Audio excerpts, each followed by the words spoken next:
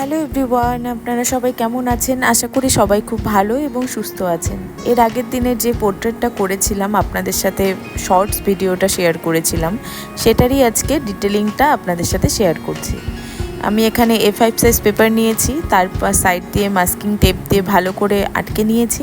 তারপরে আমি এখানে HB পেন্সিল দিয়ে পুরো ফেসটা কমপ্লিট করে নিয়েছি। আগে আউটলাইনটা ড্র করে নিয়েছি। এখন আমি কালার অ্যাড করছি। কালারটা কিন্তু আমি সফট অয়েল প্যাস্টেল কালারই ইউজ করেছি এখানেও। সেম একই প্রসেস, আগে বেসিক লেয়ারটা দিয়ে নিয়েছি লেমন ইয়েলো দিয়ে।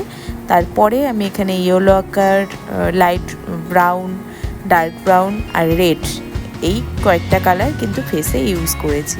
আর চোখের পোর্শনটাতে যেরকম দেখতে পাচ্ছেন, আমি এখানে পেন্সিল দিয়ে, চারকোল পেন্সিল দিয়ে ভালো করে রেফারেন্স ফটো দেখে চোখের আর ভুরুর যে পোর্শনটা সেটা কিন্তু কমপ্লিট করেছি। বাস অলমোস্ট কমপ্লিট হয়েই গেছে। এবার হেয়ারের পোর্শনটা করছি। হেয়ারের পোর্শনটাতে আগে পেন্সিল দিয়ে ভালো করে রেফারেন্স ফটো দেখে যেখানে যেখানে ডার্ক এরিয়া আছে আগে কভার করে নিয়েছি। তারপরে আমি এখানে ডার্ক ব্রাউন আর লাইট ব্রাউন ইউজ করেছি। ব্রাউন কালারের পেন্সিলও আমি ইউজ করেছি কিছু কিছু জায়গায় ডিটেলিং অ্যাড করার জন্য, কারণ চুলের পোর্শনে একটু ডিটেলিং অ্যাড না করলে ভালো লাগে না।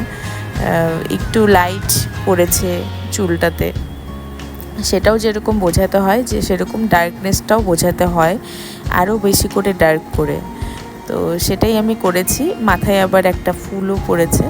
খুব সুন্দর একটা রেফারেন্স ফটো আমি পেয়েছিলাম কিন্তু প্রিন্টার থেকে। আমি এই ফটোগুলো কিন্তু প্রিন্টার থেকেই আগে ডাউনলোড করে নিই, তারপরে আমি করি আর আপনাদের সাথে শেয়ারও করি। আমার এই ভিডিও বানানোর প্রসেসগুলো যদি আপনাদের ভালো লাগে, আর্টের প্রসেসগুলো যদি আপনাদের ভালো লাগে, তাহলে কিন্তু অবশ্যই কমেন্ট করবেন। কমেন্ট কিন্তু আপনাদের পাচ্ছি না, তো তাই জন্যই বলছি কমেন্ট করবেন। ভালো লাগলে অবশ্যই লাইক আর শেয়ার করে দেবেন। আপনাদের ফ্রেন্ড, ফ্যামিলি সবাইকেই যাতে শেয়ার করবেন ভালো যদি লাগে আমার ভিডিওগুলো। ফেস আর চুলের পোর্শনটাতে হয়ে গেছে।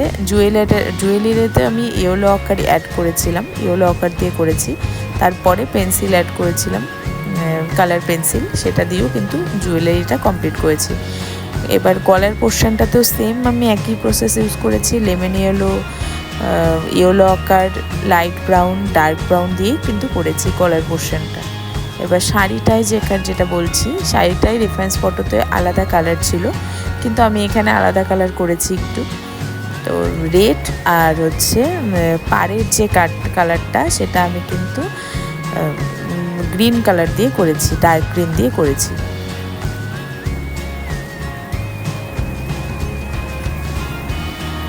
তারপরেও আবার এখানে পেন্সিল অ্যাড করেছি, কালার পেন্সিলও অ্যাড করেছি শাড়িটাতে।